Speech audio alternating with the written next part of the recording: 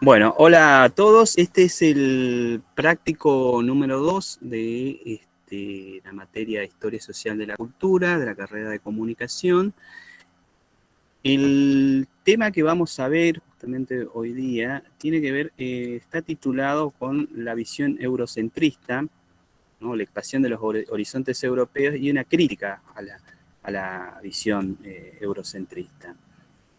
Y hay dos temas acá divididos, justamente el I, que es un conector, eh, nos da la posibilidad justamente de tener dos temas. Uno es la crítica a la visión eurocentrista, que es algo que vamos a continuar justamente hasta la finalización de la materia, y la otra es la expansión justamente de los horizontes europeos, ¿no? Que son dos temas particulares porque justamente están fuertemente enganchados y siguen justamente la línea de trabajo con el trabajo práctico anterior. El trabajo práctico número 1, habíamos visto justamente la historia social y los orígenes de la humanidad, en la cual habíamos hecho un breve resumen de la expansión de la humanidad desde que sale de África, los primeros homínidos y cómo se van distribuyendo alrededor del mundo, y los elementos básicos, digamos, para poder determinar el proceso de humanización y los elementos básicos que nos hacen seres humanos. Y también habíamos visto justamente de un elemento central que se va desarrollando, que lo vamos a analizar en esta clase también, que es el trabajo, ¿no? Que habíamos definido, tomado una definición de Marx justamente sobre el trabajo, sobre la cual dice que es la capacidad del hombre para poder transformar la naturaleza y poder usarla y convertirla en un bien de supervivencia, ¿no? Del hombre. Y vamos a hacer un pequeño salto, digamos, desde esa definición hasta el siglo XV, que es donde arrancamos justamente a mirar detenidamente nuestra materia. Hay mucha historia detrás de eso, lo vamos a ir analizando ahora, vamos a seguir pequeñas miraditas sobre esa parte. Y vamos a entrar centralmente en el siglo XV. ¿Por qué en el siglo XV? Bueno, porque justamente es donde, por dicho, en 1492, es donde se produce este encuentro, ¿no? Encuentro de dos mundos entre los europeos y el territorio americano. Y vamos a ver este encuentro, bueno, que es un punto justamente de cambio a nivel mundial. Vamos a ver cómo se llega a ese punto y qué es lo que pasa posteriormente.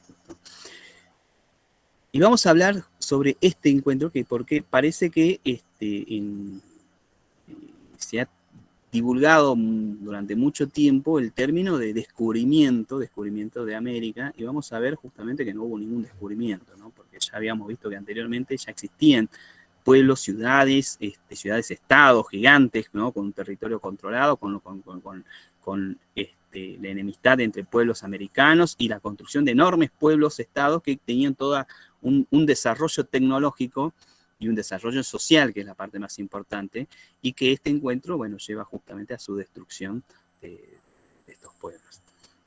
Pero vamos a entrar un poquito más antes justamente a este periodo, porque vamos a ver cómo otros pueblos del mundo se desarrollaron mucho antes que la idea de dominación de los europeos, porque a partir de este momento Europa empieza a tener un proceso de expansión, estoy hablando a partir del encuentro con el territorio americano, un proceso de expansión en el mundo, en África, en Asia, y que termina justamente estableciendo posteriormente, bajo la estructura del modelo capitalista, la dominación justamente hasta la Segunda Guerra Mundial, a fines de la Segunda Guerra Mundial, la dominación del mundo como hegemonía sigue hasta el día de hoy, pero pasa después a los Estados Unidos a llevar la delantera, pero bajo un sistema que se establece como el sistema del modelo capitalista. Vamos a analizar cómo se llega y cuáles son las etapas anteriores a esa, ¿no? Entonces nos vamos a ubicar otra vez en este momento de la historia y vamos a ir un poquito más atrás a ver qué es lo que pasaba con los otros pueblos, ¿no? Por ejemplo, los pueblos egipcios ya habían desarrollado una enorme cantidad de tecnología en la cual habían justamente desarrollado, bueno, los restos arqueológicos que quedan hasta el día de hoy, que son las pirámides, las grandes tumbas que se van descubriendo poco a poco, grandes ciudades en ruinas, ¿no? Que habían logrado un desarrollo tecnológico muy elevado, un desarrollo social también muy elevado.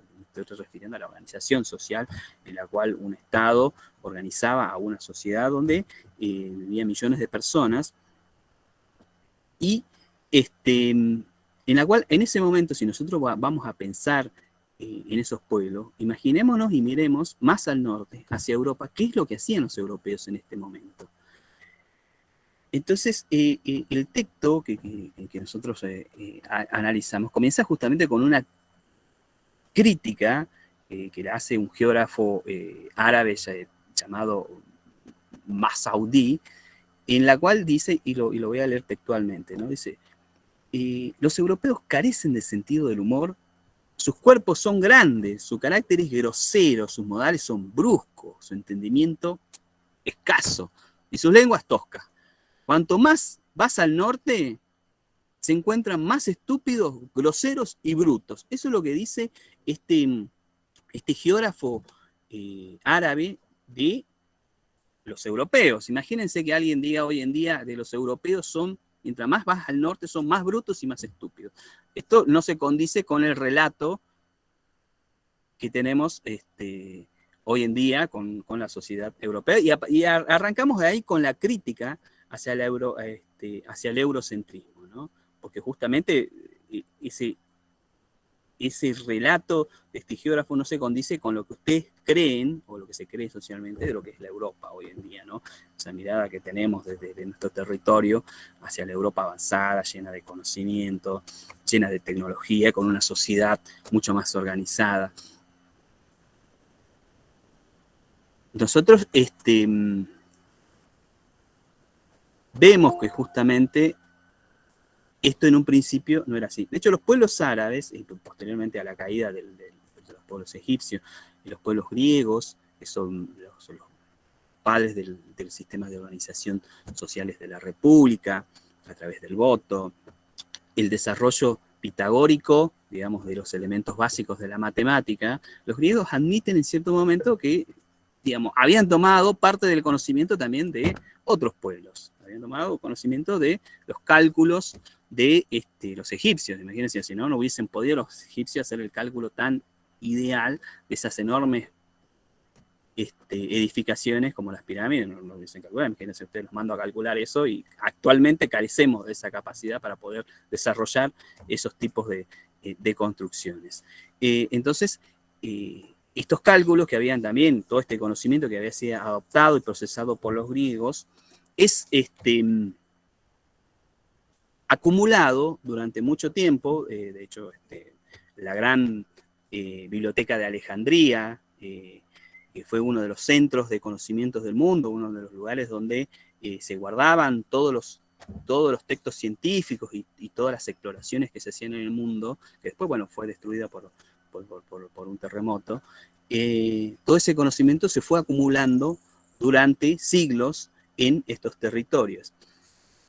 Y a su vez también, ya una vez extintos, digamos, los pueblos, digamos, como estados, como grandes naciones, los egipcios, los griegos y posteriormente los romanos, que también tomaron gran parte del conocimiento de los griegos. De hecho, los romanos, cuando descubrieron a los griegos, se inspiraron y dijeron, bueno, nosotros tenemos que aspirar a ser igual que ellos. Le robaron, digamos, como siempre digo, gran parte de su arquitectura, ¿no?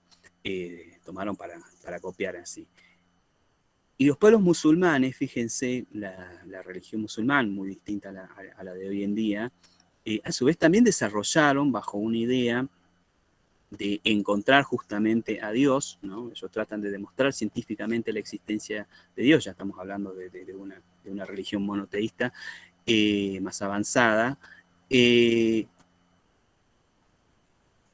la cual los científicos musulmanes empiezan a explorar toda la ciencia. Entonces toman este conocimiento griego, toman el conocimiento egipcio, toman el conocimiento de otros pueblos, como los pueblos babilónicos y pueblos más antiguos, para sí, y empiezan a desarrollar un conocimiento que hasta el día de hoy nos perdura, ¿no? Digamos, los estudios astronómicos de los musulmanes han sobrevivido hasta el día de hoy, los cálculos matemáticos, la existencia del cero, ¿no? Un elemento tan básico en nuestra existencia para poder calcular y diferenciar los valores, en ese momento era algo novedoso, y una gran cantidad de conocimiento científico que fue desarrollado por estos pueblos. Justamente este explorador, este geógrafo, que debe haber tenido la mala experiencia de viajar hacia Europa y haber conocido a estos toscos, brutos, tal como lo describe, y groseros europeos, ¿no?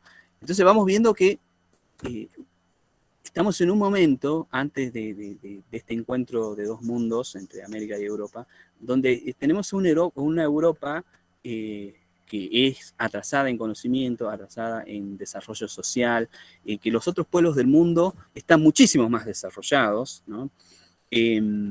Para que tengan una comparación, en el año 1200 acá en América ya existían el desarrollo tecnológico de sistemas de filtración de agua residuales. Estamos hablando de sistemas de cloacas, en los pueblos andinos y en los pueblos aztecas ya existía todo un sistema de recuperación de agua, sistemas de recuperaciones de tierra, ¿no? Que en Europa no existían. Los europeos, para que tengan una idea, hacían sus necesidades en un balde y la tiraban a la calle. Imagínense lo que eran esas calles en esos momentos para esa época. Con la cual la cantidad de enfermedades que sufrían se elevaba justamente por esta falta de salubridad en la Europa de la Europa feudal, ¿no? De 1200, 1300 en adelante. Y si lo comparamos también con otros grandes pueblos, el único pueblo milenario, que es el pueblo chino, China ya era un imperio con muchísimas tecnologías ya desarrolladas. Ellos ya con los chinos ya habían desarrollado para esa época la pólvora, ya habían desarrollado tecnologías de fundiciones de hierro, habían desarrollado tecnologías de cocción de materiales, por ejemplo, la cerámica de la porcelana, cuando los ingleses descubrieron, alguna vez, bueno, todos tenemos, ¿ven? Una porcelana como esta, a ver, ahí la ven, esa suavidad, esos colores y esos diseños quedaron justamente maravillados con eso, y los chinos ya la habían desarrollado siglos atrás, y ya tenían toda una sociedad justamente organizada en base a un emperador, toda una sociedad cercana que controlaba el poder con el emperador, y después toda una población dividida en artesanos, militares y campesinos. Estas sociedades tan desarrolladas, ¿no? Con tecnologías tan avanzadas, superaban enormemente, como vamos viendo en el panorama, en el mundo, tanto los pueblos americanos, los pueblos asiáticos, los pueblos del norte de África, superaban enormemente tanto en desarrollo social como en desarrollo tecnológico a los pueblos europeos. Entonces, vamos viendo que para este momento, que cuando Colón toca las costas acá de las islas en Centroamérica, Europa recién estaba empezando a reorganizarse nuevamente. Europa había tenido justamente, había vivido en guerra desde siglos antes, había estado en constante guerra entre los diferentes imperios, los distintos reinos. El reino de España, el reino de Francia, el reino de Inglaterra, el reino alemán, bueno, todos enfrentados en guerras constantes, también con los reinos de Suecia, todos enfrentados en constantes guerras y basados en una economía justamente sostenida con el saqueo, ¿no? Hacemos guerra, le peleamos, le sacamos los recursos y con eso, bueno, vamos enriqueciendo, ¿no? Y tratando justamente de dominar uno sobre otro el territorio que ellos conocían. Si bien antes de este encuentro, hay que aclarar, entre estos dos mundos, los europeos ya tenían conocimiento justamente sobre los pueblos asiáticos, ya habían tenido hace muchísimo tiempo antes, casi ya de la época de los griegos, inició un proceso de comercio con los pueblos asiáticos. Alejandro Magno había llegado justamente en sus expansiones a lo que es hoy en día el norte de India. Había una ruta que se conoce como la ruta de la seda, en la cual se comerciaba efectivamente distintos tipos de productos. Lo llama la ruta de la seda porque uno de los elementos más preciados que se comerciaba y más caros y más elevados en el comercio mundial en ese momento era la seda, justamente, ¿no? También una tela que los europeos carecían justamente de tecnologías y de conocimiento para poder desarrollarla. Imagínense ustedes en esa época, ¿no? Teniendo todo de lana de oveja, ¿no? Ni siquiera lana de vicuña, las vicuñas son bien preciado de nuestro territorio. Lana de oveja, hacerse ropa de lana de oveja y andar todo el día con esa ropa es un poco incómodo, ¿no? Como decía un viejo profesor, decía, imagínense ustedes tener ropa de interior de lana de oveja, ¿no? Una cosa poco cómoda para andar, ¿no? Entonces, cuando empiezan estos europeos a descubrir el algodón, la seda y otros tipos de elementos preciosos como la porcelana, ¿no? Y las especies, empiezan a enloquecer por estos productos. Y tomo acá una particularidad por las especies, porque hasta ese momento la Europa carecía también de ciertos alimentos, digamos, todos tenían carne, bueno, de los animales que criaban y cazaban, y no había forma de comer un poco de sal y nada más. La condimentaban con frutas porque tampoco tenían verduras. Las verduras que hoy día consumimos masivamente estaban todavía en el territorio americano. Y otras frutas y verduras que también estaban en el territorio asiático. Así que la Europa de ese momento era una Europa carente hasta de alimentos para poder sustentarse. Entonces los europeos, cuando descubren, por ejemplo, la pimienta, ¿no? Un elemento que consumimos cotidianamente, enloquecen, literalmente enloquecen por esto, porque descubrieron que las comidas podían tener sabor. En ese momento habían comido durante muchísimos siglos en base al fuego, por ahí con suerte, con un poco de sal, con un poco de suerte, ¿no? Porque la sal también era un elemento caro, el salario proviene de esa palabra, de la sal, justamente los panes de sal con los que se pagaba al trabajador. Entonces vemos como una Europa en este momento, para este momento, es una Europa empobrecida, ¿no? Carentes de grandes conocimientos.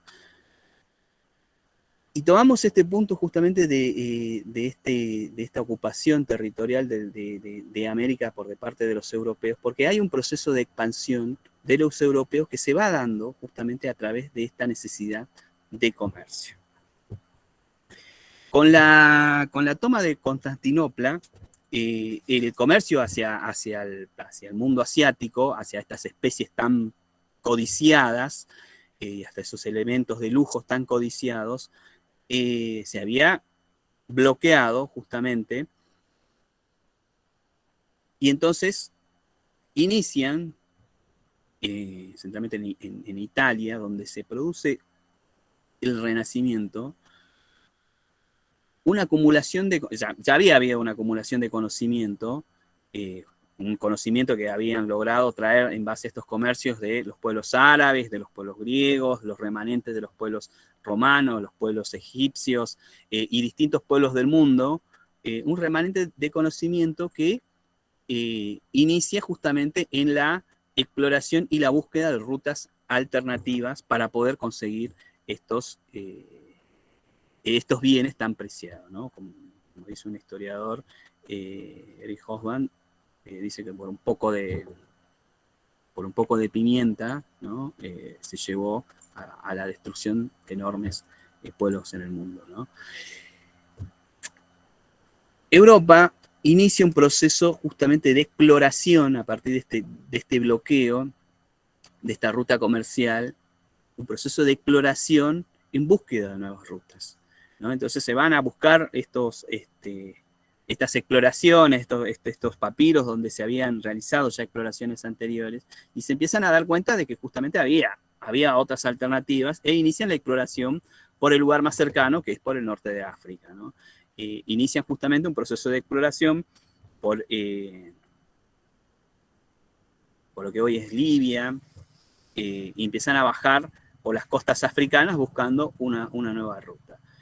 Y un explorador napolés, de Nápoles, empieza justamente, basados en un conocimiento y en un cálculo que ya habían hecho los griegos miles de años antes, que había calculado la superficie total de la Tierra, ¿no? En base a cálculos matemáticos, en base al triángulo de Pitágoras, habían logrado calcular los griegos específicamente con un error de apenas unos cuantos kilómetros, cuál era el radio total del planeta Tierra, y habían demostrado científicamente justamente que la Tierra no giraba, digamos que el universo no giraba alrededor de la Tierra, sino que la Tierra era un elemento más en el universo como lo conocemos hoy, que giraba alrededor del Sol, y que había otros elementos más.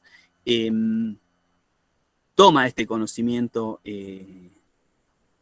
este personaje tan repudiado, Cristóbal Colón, y en secreto, ¿no? Planifica justamente una expedición hacia el este de lo que ellos conocen como el Atlántico, ¿no? Cruzando las fronteras de lo desconocido hasta ese momento, para tratar de hacer un giro alrededor de la Tierra y llegar a el territorio asiático y poder comerciar, ¿no? Otros pueblos como los portugueses también habían iniciado por las costas de África otra exploración, y otros pueblos también habían iniciado por la zona norte, yendo hacia lo que es hoy en día el Polo Norte, encontrándose justamente con el bloqueo del Polo Norte, con la imposibilidad de poder cruzar esa masa de hielo y girar hacia Asia. Este explorador justamente llega a estos territorios e hay un cambio total sobre el entendimiento del mundo y la ocupación del mundo. A partir de aquí se inicia una carrera, ¿no? entre los imperios, entre estos reinados europeos que estaban en constante guerra, enemistados entre ellos, una carrera por la ocupación territorial del mundo, ¿no? Entonces empiezan a ocupar los distintos reinos europeos, a ocupar los territorios de África, de América y de Asia. Bien. ¿Vamos bien hasta ahora?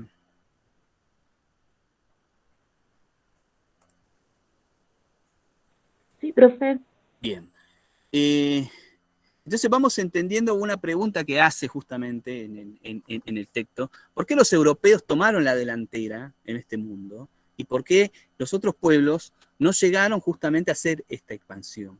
¿No? Primero, una enemistad entre los pueblos europeos, una competencia por recursos, la necesidad de tener estos bienes preciados, lleva a una competencia comercial y una acumulación de conocimiento que no era propio de los europeos, una acumulación de conocimiento de otros pueblos en el mundo, centralmente de los pueblos africanos, de los pueblos asiáticos, lleva a que justamente acumulen este conocimiento para poder después expandirse y hacer este salto dimensional, ¿no? En el cual pasan de ser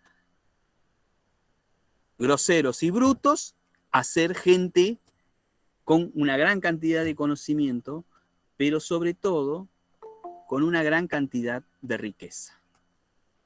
Y acá vamos a hacer una pausa, porque es justamente esta riqueza que van acumulando estos reinos europeos, riqueza basada en el elemento central, que es el saqueo, ¿no? Unas técnicas de saqueo que ellos ya venían estableciéndose en las distintas guerras que venían llevando adelante entre los distintos reinos europeos, a través del saqueo y del comercio de manera desigual, empiezan a acumular una gran cantidad de riquezas, ¿no? Una gran cantidad de elementos y conocimientos basados justamente a través de la rapiña, del saqueo, ¿no? Y de la negociación de de manera desigual con otros pueblos.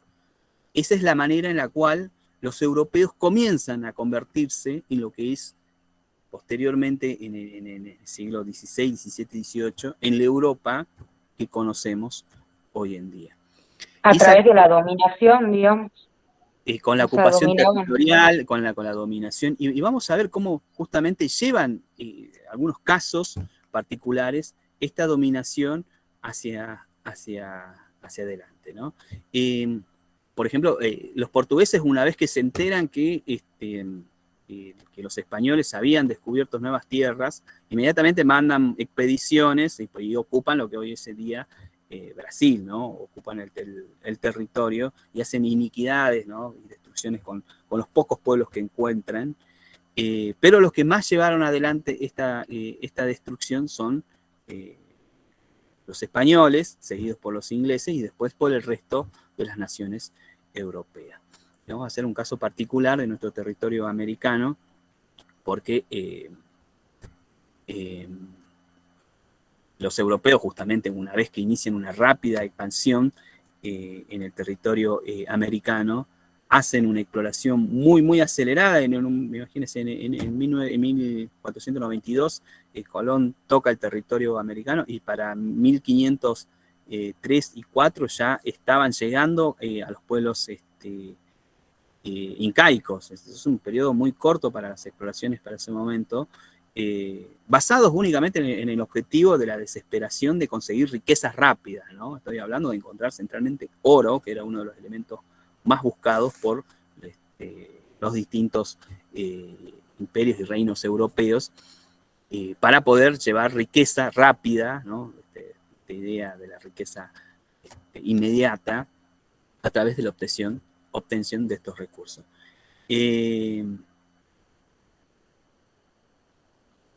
Uno de los pueblos que es totalmente arrasado en el territorio, uno de los primeros grandes pueblos, es el pueblo azteca, más allá de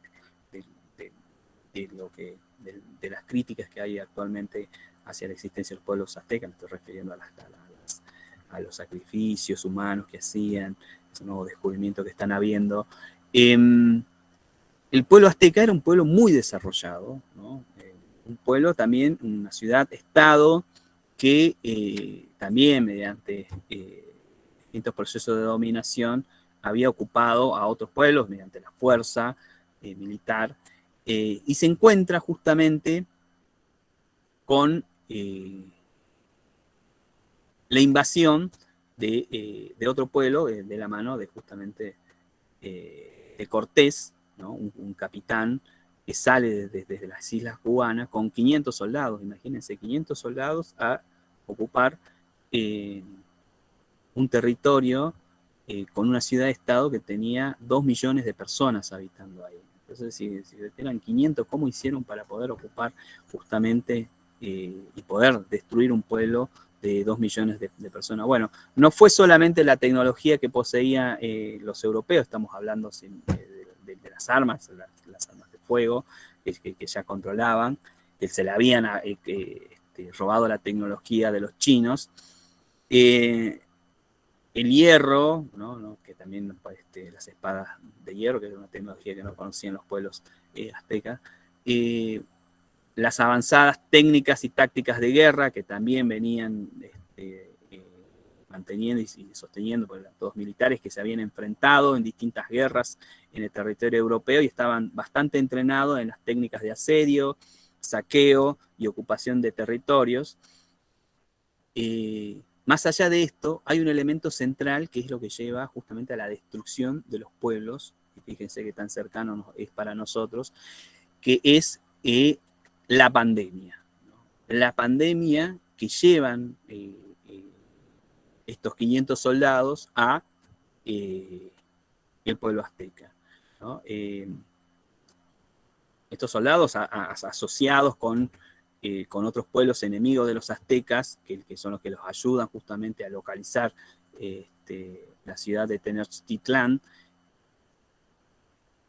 hacen un ataque, fracasan con su ataque frente frente a la masividad y frente a la ciudad enorme que tenían que asediar, se repliegan y vuelven un tiempo después y encuentran a la ciudad destruida, pero destruida no físicamente, sino que la población totalmente diezmada por una enfermedad que es la viruela, ¿no? Una enfermedad en la cual los pueblos americanos no teníamos defensa en ese momento contra esas enfermedades. Y es esta pandemia la que lleva justamente a que estos pueblos se diezmen, empiezan a haber mortandades de miles de personas que no sobreviven justamente a estas enfermedades, y que haga que les facilite el trabajo a la ocupación de Cortés del pueblo azteca. Bueno, con eso, fíjense, trayendo enfermedades, trayendo ideas de saqueo, y otro elemento ideológico que es el cristianismo, que es un elemento vital para los europeos para llevar adelante, digamos, la destrucción total de los pueblos ocupados, ¿no? Para los españoles, que el cristianismo es un elemento ideológico que lleva adelante la destrucción de estos pueblos, ¿no? Se destruyen, por ejemplo, todos los elementos religiosos, ¿no? Son basados bajo el concepto de que no adoran al Dios cristiano y que son paganos, hay que destruirlo, y se llevan también hacia adelante masacres, ¿no? Se queman vivos a los sacerdotes aztecas, y también se queman los libros de las escrituras aztecas que se pierden, ¿no? En ese momento se destruye todo este conocimiento, y que ha sobrevivido casi nada, ¿no? de este conocimiento.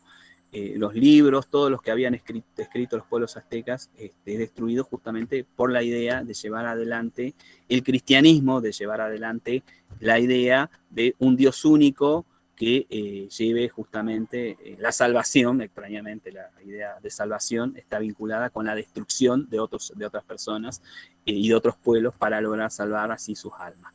Bueno, este avance ideológico, militar, avance de las enfermedades, lleva a que los pueblos americanos sean diezmados muy rápidamente. Justamente cuando hablaba de este avance, ya para 1504, 1510, 1515, ya están ocupados todos las grandes ciudades de los pueblos americanos.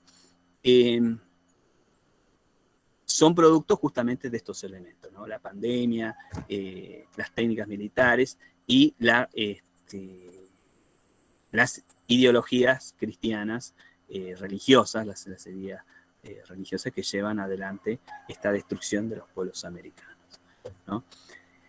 Y todo esto tiene un objetivo en común, que es saquear los territorios americanos, saquear las riquezas. De hecho, se llevan rápidamente, expropian una gran cantidad de oro hacia los españoles, que lleva a que justamente el reino español se convierte en uno de los más ricos de toda Europa.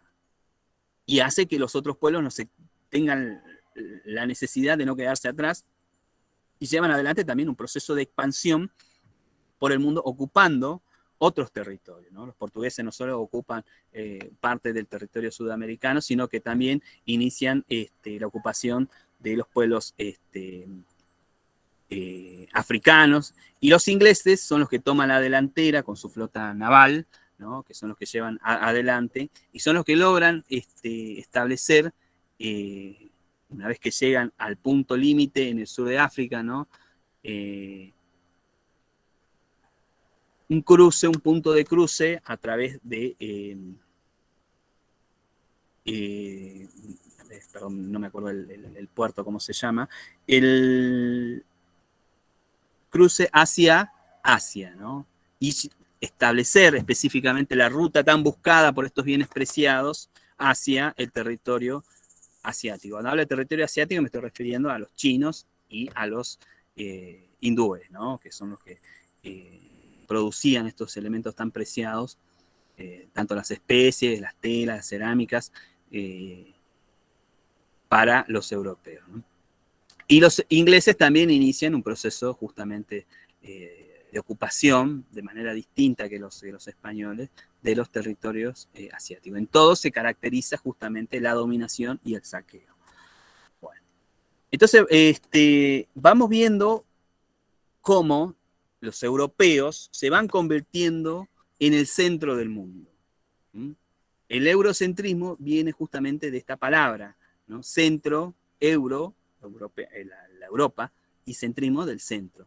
Entonces, con estos avances territoriales de ocupación, Europa se convierte en el centro del mundo y es a partir de ahí donde se establece esta idea de eurocentrismo, ¿no?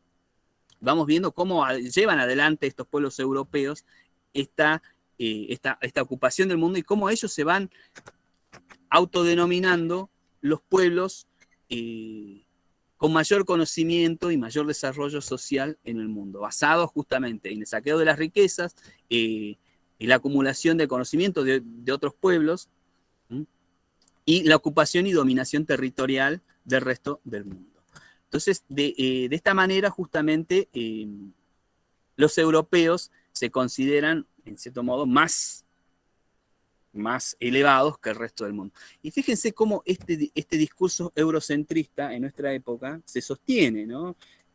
Para hacer tal como veníamos definiendo nuestra materia, mirar al pasado para entender el presente y poder mirar al futuro, ¿no?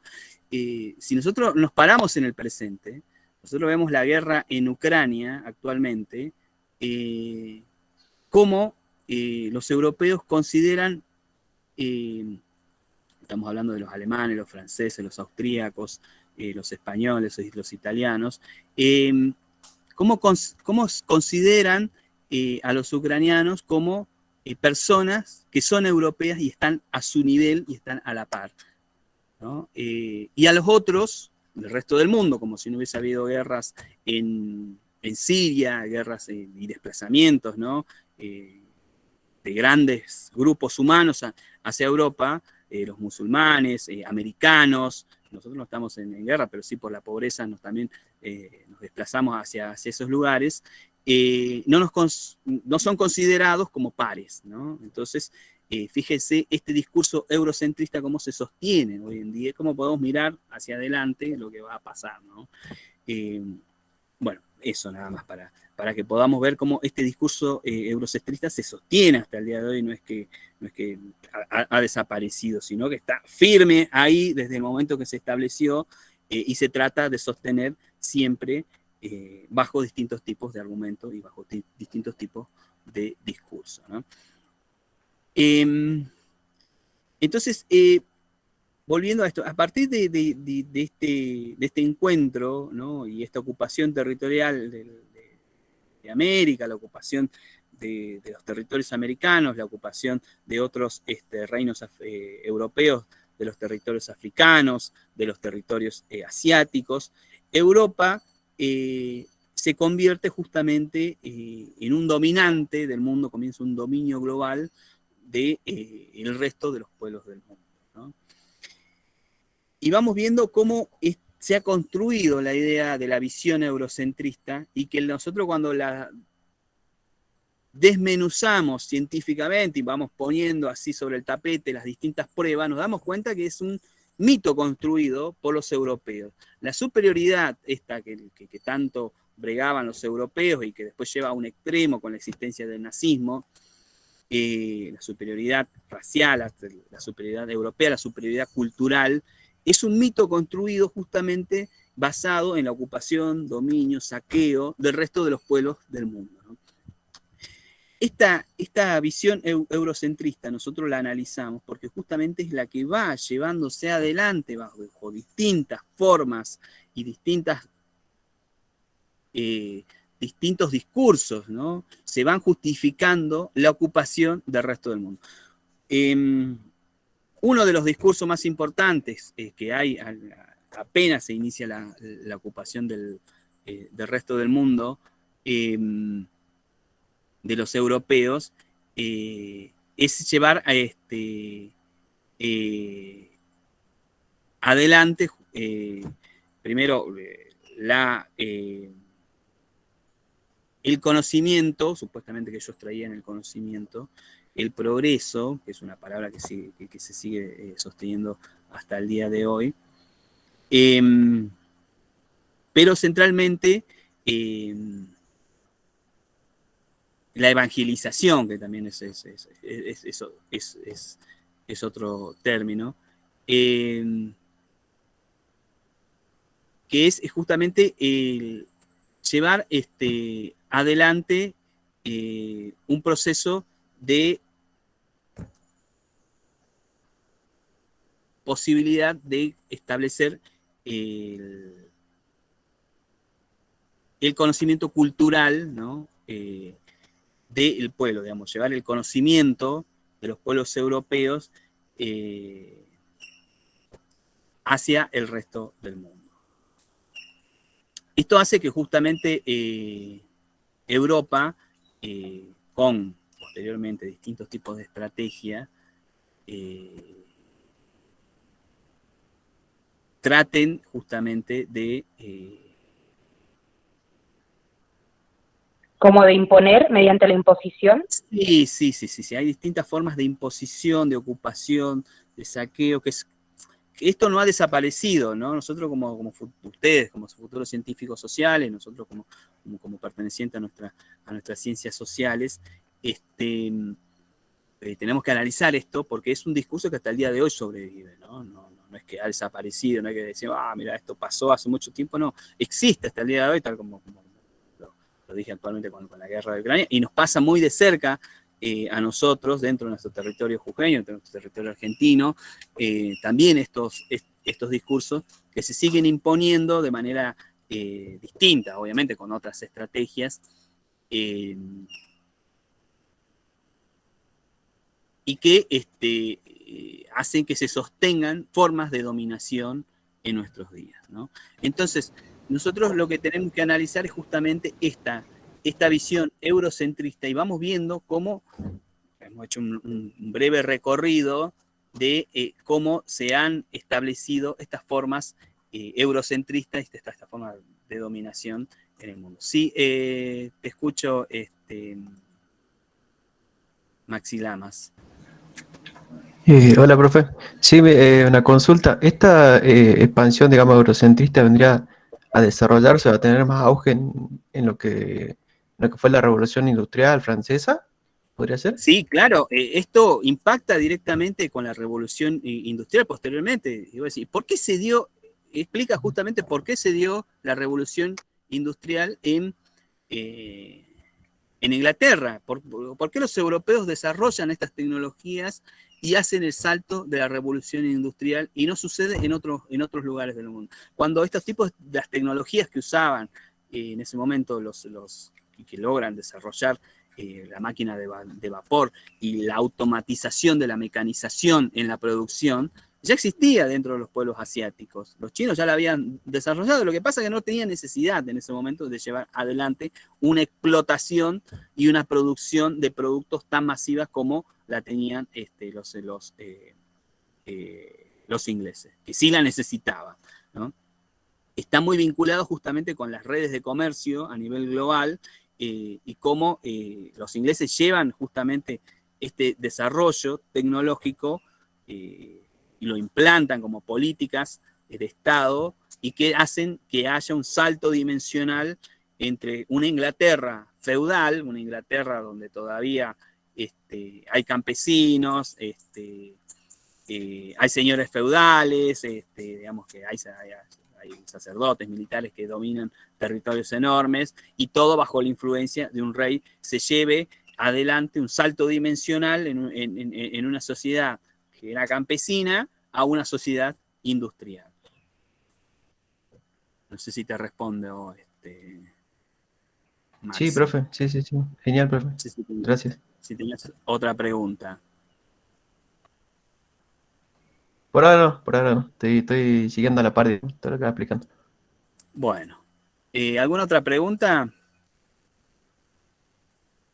Que ya vamos terminando con el tema. Profe, más que una pregunta es como decir entonces que los europeos fueron bastante inteligentes, más allá de que que eran, o sea, no eran nada avanzados y tosco, con todo lo que hicieron, lo aprovecharon un montón. No sé si bastante inteligentes, sí bastante, bastante estratégicos. No podría hablar de la inteligencia de un pueblo. Sí con un objetivo en común que era llevar la riqueza rápida para sus pueblos. Eso llevó a que se implementen formas brutales, ¿no? De ocupación del resto de los pueblos y formas brutales de dominación del resto de los pueblos, ¿no? Justamente apropiándose del conocimiento, ¿no? Una forma muy brutal de dominación. Los pueblos europeos, esta brutalidad de la que habla este geógrafo, este geógrafo árabe, de la brutalidad europea, la siguen sosteniendo, ¿no? En sus expansiones. Profe, ¿y por qué eran así tan violentos, tan brutales? Porque justamente durante la época cuando se establecen los distintos reinos feudales en Europa para el 1200, 1300, hay una gran enemistad entre estos pueblos europeos, y se van haciendo distintas alianzas y van mediante conflictos bélicos constantes. Vivían en guerra, ¿no? Vivían en guerra, y esto hace que esta brutalidad se sostenga posteriormente en las expansiones, ¿no? En el resto del mundo, ¿no? Estas formas brutales de saqueo, el asedio de ciudades, ¿no? Y llevar a que ciudades enteras mueran de hambre y de sed y de enfermedades, eran formas establecidas en las guerras que tenían estos europeos, constantemente enfrentamientos de ejércitos entre ellos, masacrar ciudades enteras, eran formas de poder sostener justamente sus economías europeas. Pero, pongámoslos en claro, no había más recursos dentro de Europa. Entonces la única manera de poder obtener recursos era ir y saquear y hacerle guerra a otra y tratar de ganarle y poder sacarle los recursos que tenga. Entonces, estas guerras constantes llevan a que justamente cuando se empiezan a expandir en el resto del mundo, llevan adelante estas mismas estrategias. ¿Alguna otra pregunta? O sea que lejos de ser precavidos, viste que vos hablabas de la inmediatez, usted hablaba de la inmediatez, o sea, eran como impulsos, eran como impulsivos, o sea, se llevaban a cabo cosas de forma impulsiva. No, O sea, lejos de ser inteligentes. Con un objetivo en común, que es enriquecer justamente a sus reinos. Enriquecer También porque a lo los hacían también reyes. por necesidad, Por eso por eran necesidad. estratégicos. Siempre hay necesidad. Habíamos visto las necesidades básicas de los hombres, que tenemos muchísimas necesidades. Estas necesidades se sostienen también cuando son estructuras sociales más complejas, pero después hay otras cosas que no entran dentro de estas particularidades de las necesidades, ¿no? Había un impulso, digamos, de poder enriquecerse centralmente. La riqueza rápida siempre ha sido y lo vamos a analizar en otros movimientos, en otros procesos sociales. La riqueza rápida siempre ha sido un motor de las grandes poblaciones, ¿no? Hasta el día de hoy, ustedes escucharán, los de imagínense, estamos en el siglo XXI y dice invertí en Bitcoin y volvete rico inmediatamente. Eso también moviliza enormes masas. No genera esta matanza que hacían, pero imagínense un pueblo empobrecido, obligado a pelear constantemente, y de repente te ofrecen la posibilidad de decir, mirá, si vos te sumás a esta expedición, podés volver rico en muy poco tiempo. ¿Y cuánto dura la expedición? Y mirá, estamos hablando de 6 meses o un año, y en un año podés establecer toda la riqueza necesaria para poder vivir el resto de tu vida y obtener rangos de señor feudal, ¿no? Es decir, volvete caballero, volvete un lord, y entonces eso lleva a que una enorme cantidad de gente se movilice y tenga el objetivo de volverse ricos. Ajá. Profe, del punto 1 dice que nosotros tenemos que hacer, podemos hacer un cuadro para relacionar las características. Sí, se hagan un cuadro, sí.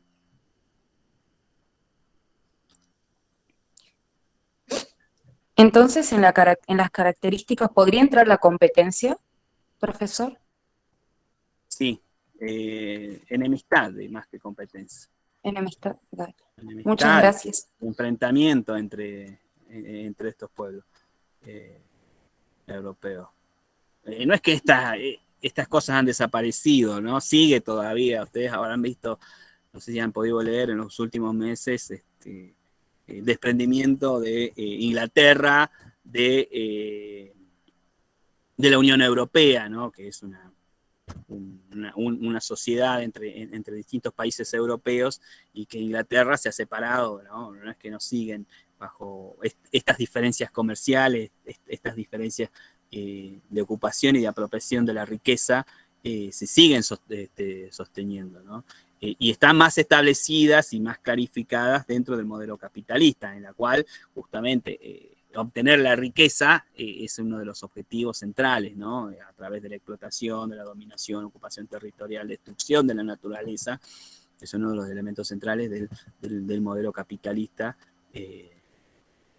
hoy en día, ¿no? Y que se han, digamos, entonces vamos viendo cómo se han establecido las bases para poder desarrollar en algún momento de la historia el capitalismo con la industrialización. La jerarquía también puede entrar, profe. ¿Cómo? La jerarquía. ¿La jerarquía en qué sentido? Y bueno, porque ellos querían dominar, imponerse a otros. ¿O no? ¿No entraría jerarquía en estos tipos de actividades o dominios que ellos implementaban?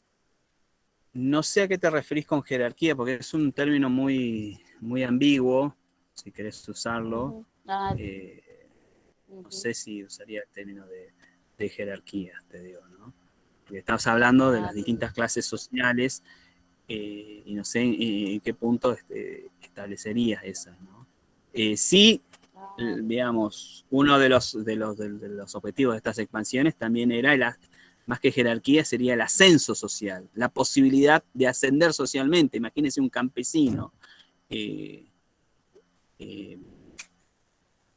se le ha quitado las tierras y que le ofrecen la posibilidad de viajar miles de kilómetros y volverte en un corto tiempo con riquezas, y es algo atractivo, ¿no? Y poder ascender socialmente, eso sí, digamos, es un atractivo, ¿no? Para las sociedades europeas. Profe, ¿eso formaría parte de lo que es la construcción eurocentrista? Claro. Sería como una característica de ese lado. Sí. ¿Y la apropiación de tecnologías también formaría parte de una construcción? Del eurocentrismo, sí, claro. No comienza acá, ¿no? En el momento en que Colón se encuentra en el camino hacia Asia con el territorio americano, sino que ya venían con un proceso de acumulación y de conocimiento de otros pueblos, ¿no? De los pueblos griegos, los pueblos asiáticos, los pueblos egipcios, que ya habían producido una gran cantidad de conocimiento, y estos europeos empiezan. Hay una explicación de por qué justamente este conocimiento empieza a migrar, ¿no? Los europeos empiezan a expandirse comercialmente en búsqueda, cuando descubren estas especies, y en Italia empieza a haber una idea de acumulación de conocimiento. Hay unos sujetos que son empresarios, digamos, no son empresarios, se los denomina en ese momento mecenas, que son familias muy ricas, pero muy ricas, que empiezan a acumular riquezas, pero también empiezan a acumular conocimiento. Y hay como una particularidad dentro de estas sociedades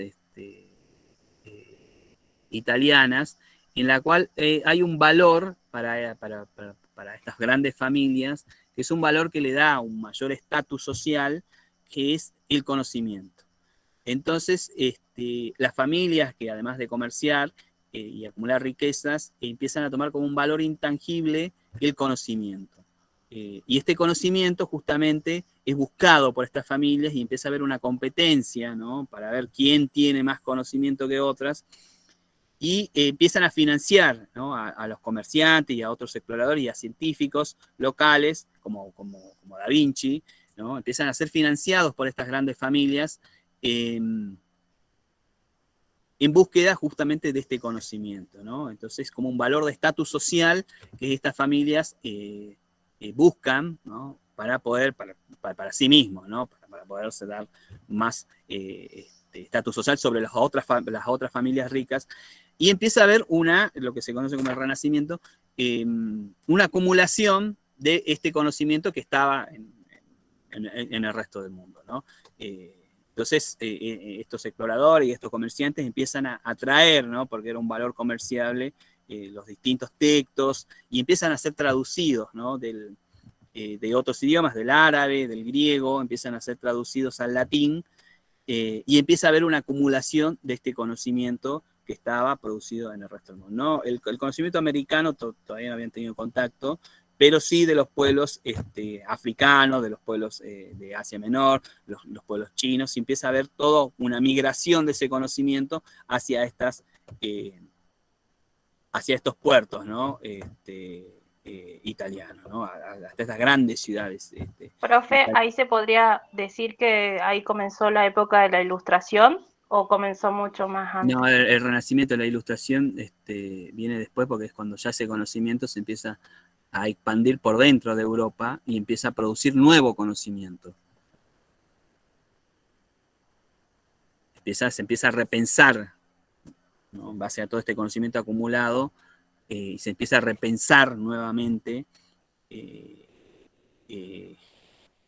cómo mejorar y cómo desarrollar nuevas técnicas y tecnologías para poder sostener esta expansión. Entonces, fíjese que cuando los ingleses desarrollan la máquina de vapor no la habían inventado ellos, ya era algo que los griegos ya habían desarrollado en experimentos, ¿no?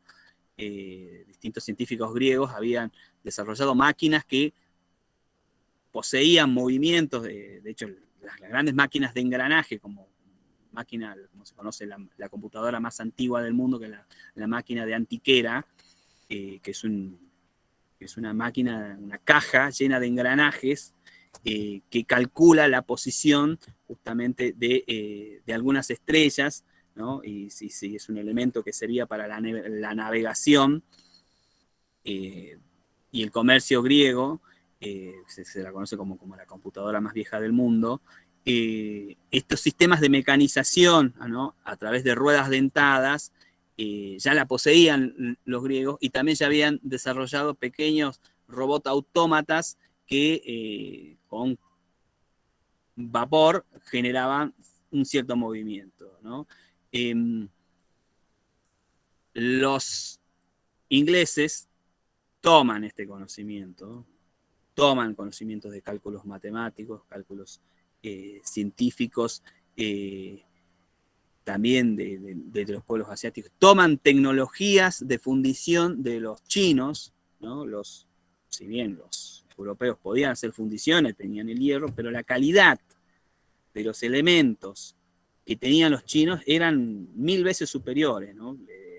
Los chinos obtenían un bronce con una calidad que los europeos no podían conseguir, y habían desarrollado también fundiciones con técnicas especiales para la fundición de hierro que los europeos no conocían y los ingleses menos. Entonces, cuando se hacen estas ocupaciones territoriales, toman este conocimiento y lo implementan. Bueno, y ahí se lleva con esta conjunción y la necesidad de llevar adelante la producción más masiva de productos, ¿no? Estamos hablando de telas centralmente.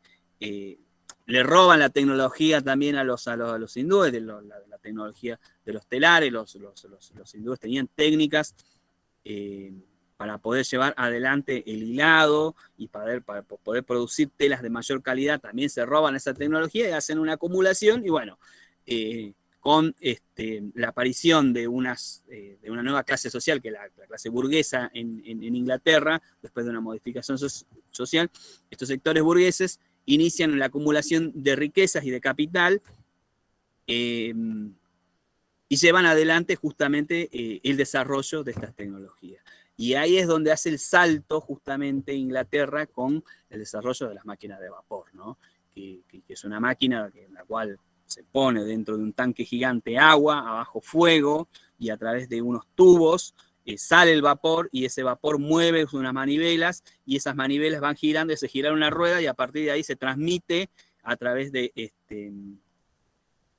correas, ¿no? Ese movimiento giratorio a otras máquinas, ¿no? Y eso hace que la mecanización se lleve adelante. Es un proceso tecnológico, un salto dimensional, ¿no? para la humanidad.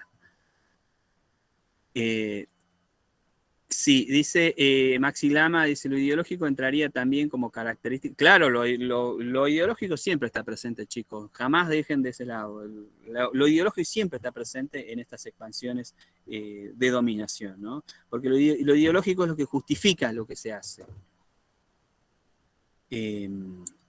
Profe, yo Sí. acabo de armar como un mini resumen o explicación que no sé si estaría bien, o sea, es súper mini porque pongo como característica el realismo que no sé si está bien. Puse que dentro del eurocentrismo hay un, obviamente, determinado desarrollo social llevado a cabo a través del imperialismo, entre otras características, con el fin de la progresión de los conocimientos abstraídos dentro de esa sociedad, es decir, que progresen con fines buenos. Sí, yo te lo resumiría en una palabra que no la mencioné porque es una palabra que la vamos a analizar en el próximo práctico, que es la idea de civilización. Es una Genial. palabra que se empieza a usar muchísimo, ¿no? A partir de estas expansiones. ¿Cómo se justifican estas expansiones? ¿Cómo se justifican la destrucción de pueblos enteros? ¿Cómo se justifican las matanzas? A través del término civilización, que es algo que lo unifica en el eurocentrismo. La idea de llevar la civilización. ¿Y qué es la civilización? Y los europeos dicen, bueno, mirá, la civilización es llevar que nosotros tenemos una idea de una religión monoteísta donde hay un solo Dios, y también llevamos una lengua que es una lengua que es superior al resto de las lenguas. Llevamos un conocimiento de una organización social que es superior al de los restos del mundo. Entonces, esta idea de civilización es una idea que se impone, ¿no? brutalmente, ¿no? en el resto del mundo. Sería como una característica esencial, digamos, principal. Sí, claro. Genial. Y hasta el día de hoy algunos siguen sosteniendo estos discursos, ¿no? Increíblemente. Y es lo que lleva a diferenciar y a justificar, ¿no? Digamos, ¿por qué a justificar? Ellos dicen, nosotros somos pueblos civilizados, el resto del mundo no lo son. Entonces nosotros tenemos que llevarlo a la civilización. Y si nosotros los tenemos que destruir, los tenemos que matar, le tenemos que sacar todo para llevarle adelante la civilización, está bien. Es una cosa absurda, pero así funciona. Y sigue hasta el día de hoy, se han cambiado los términos. Profe, Sí. eso es muy apropiado por la Iglesia Católica, ¿no? Durante todo este tiempo. Nosotros hemos vivido justamente en nuestros territorios la imposición del cristianismo, y con la idea de civilización se han hecho destrucciones terribles, culturales, destrucción. Hasta el día de hoy se siguen imponiendo, ¿no? Estas ideas en grupos extremos, ¿no? En grupos extremos sociales de derecha, cristianos, etcétera, con ciertas características que se imponen y dicen, estos no son civilizados, dice, tenemos que encarcelarlos, tenemos que reprimirlos porque no son civilizados, son salvajes, ¿viste? Entonces se llevan adelante políticas, ¿no? de destrucción, ¿no? Por suerte han resistido estos pueblos y hoy en día, como lo dije en la clase pasada, podemos sostener dentro de nuestra universidad, orgullosamente, carreras profesionales por ejemplo, de la lengua guaraní, de la lengua quechua, ¿no? que han sobrevivido y de valores que son importantes para nuestra sociedad, ¿no? Para nuestra supervivencia dentro de este mundo. Bueno. Es lo que pasó el año pasado con los que lo encontraron en Canadá, a los chicos, a niños. Claro, las matanzas, debajo sí, que a los pueblos inuits, sí, les expropiaban a los niños, a las familias enteras. Y imagínense ustedes viviendo en su familia que venga alguien y les quite a los más chicos y se los lleva a un instituto y los obliga a aprender una lengua que no manejan, les obliga a aprender una religión que no manejan y los obliguen a ser estructurados de una forma que ustedes están en total resistencia. Y esa resistencia fue tan grande que los tuvieron que matar, ¿no? Hicieron matanzas de cientos de niños en estas escuelas de cristiandad en búsqueda justamente de la salvación de las almas. Es un discurso que se sostuvo durante muchísimo tiempo, estamos hablando de casi 500 años, ¿no? Hoy en día estamos haciendo una ruptura de eso, que ha llevado a masacres, matanzas terribles dentro de nuestros pueblos americanos y del resto del mundo, ¿no? Sí, dice Marian Flores, sí, dice que si es la misión era evangelizar precisamente por la resistencia que mostraban los pueblos. Aquí estaban las misiones jesuíticas. Sí, habían muchas misiones, ¿no? No solo las jesuíticas en nuestros territorios, ¿no? Sin ir más lejos, hasta el día de hoy la iglesia sigue teniendo mucha influencia, ¿no? Sobre el poder político local. Y bueno, digamos que son estos discursos de distinta manera, la idea de civilización. Los ingleses también lo hicieron, ¿no? Los portugueses también, los franceses también lo hicieron, los alemanes también, digamos, distintas formas bajo esta idea de civilización, de llevar adelante ideas civilizatorias al resto de los pueblos, que han llevado centralmente como consecuencias la destrucción cultural, la destrucción material de estos grandes pueblos, y sobre todo, además de las matanzas y la destrucción física de las personas habitantes de estos pueblos, la ocupación del territorio, ¿no?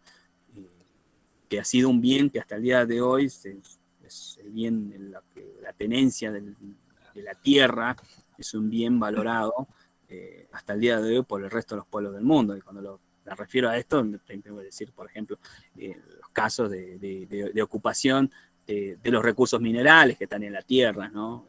Estos territorios que bajo distintas formas y estrategias se siguen saqueando.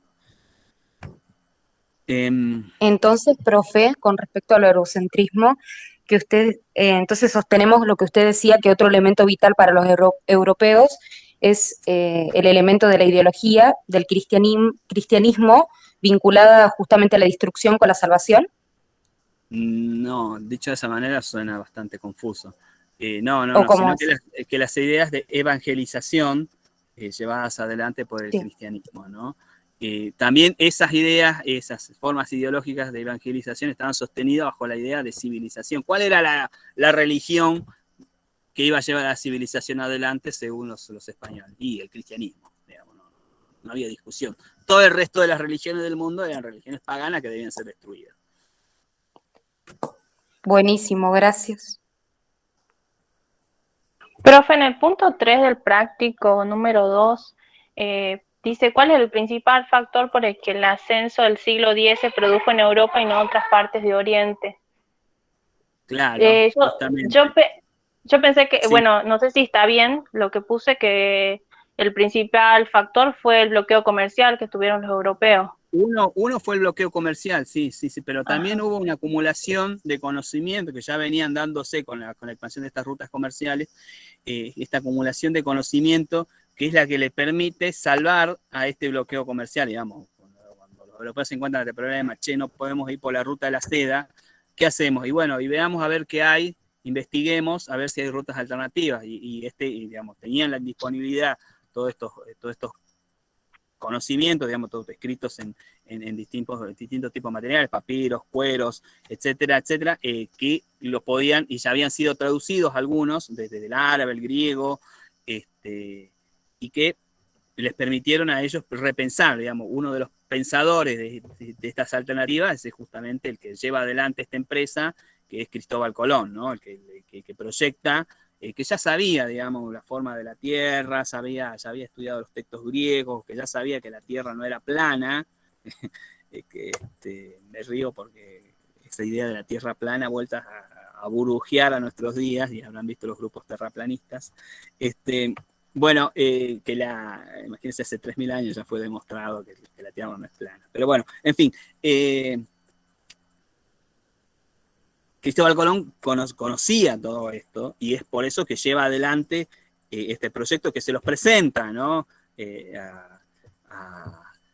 A los ricos mecenas de Italia, y no le hacen caso, le dicen, no, es imposible, y que lo lleva al rey de Castilla, que también desesperado en la búsqueda de las riquezas, y desesperado por obtener estos productos, le financia, ¿no? Le financia esta empresa, y le da, bueno, los 3 navíos, le da los recursos necesarios para pagar a todo el personal que va a viajar durante 9 meses hasta encontrarse con el territorio americano. Entonces, profe, se enlaza el bloqueo comercial, la apropiación del conocimiento y también la apropiación de riquezas, ¿no? Porque claro, ellos teniendo capital pueden tener... La búsqueda de riquezas tenía el objetivo central de poder armar más ejércitos para hacer más guerra y obtener más riqueza. Esa es la ecuación con la que se manejan. Y hasta el día de hoy sigue existiendo, ¿no? No es que haya desaparecido esa fórmula social. Sí, esa, justamente. ¿Alguna otra pregunta, chicos?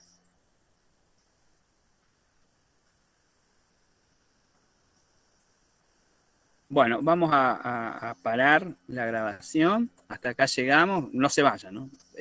Vamos a parar la grabación. Hasta acá llegamos con el práctico número 2, en el cual vemos la crítica hacia la visión eurocentrista.